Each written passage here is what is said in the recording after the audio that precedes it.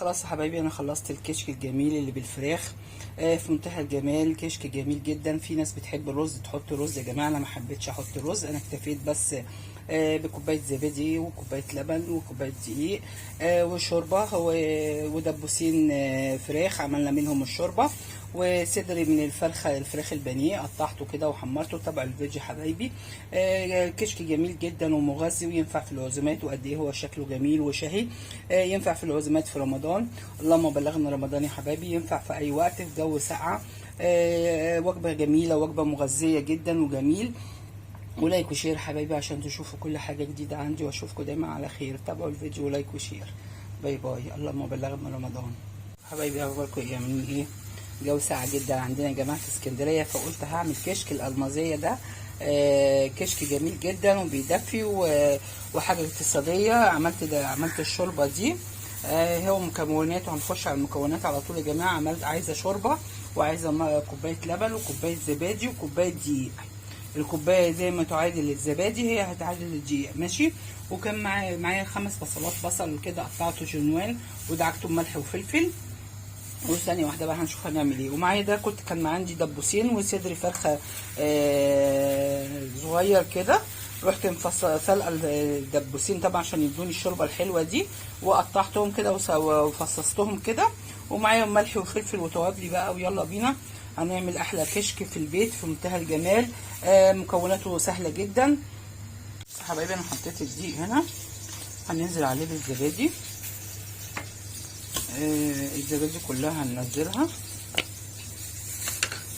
وطبعا هو الزبادي هيبقى محتاج شويه لبن عشان نعملهم كده، نخمرهم مع بعض ونضربهم.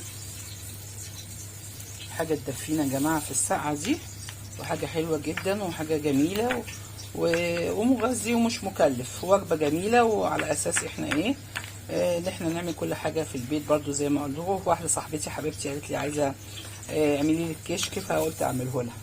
بصوا يا حبايبي اهو. اول حاجه عملت الزبادي مع كوبايه اللبن مع كوبايه الدقيق. هو السمك كده حلو قوي.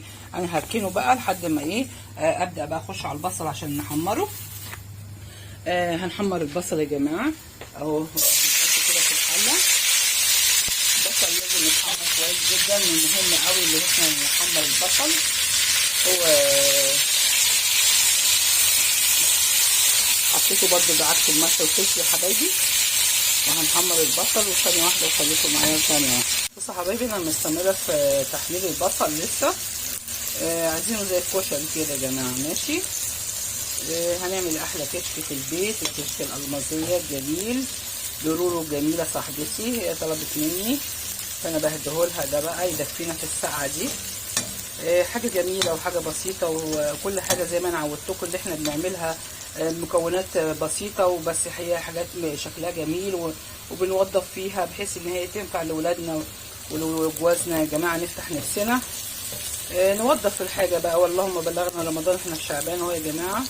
الحاجات دي جميله تنفع برضو في العزومات في رمضان. يعني مش عارفه مين هيعزم مين بقى.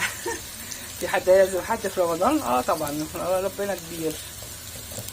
ماشي يا حبايبي. انا لسه برضو هستنى فيه شويه كده يا جماعه اهو. ده السمك الحلو قوي اللي احنا حطيناه اللي احنا عايزينه. بص صدور الفراخ اللي انا مقطعاها حطيتها في الاخر خالص، بحيث اللي هي ما تتهراش معايا عشان دي مسلوقه ومستويه.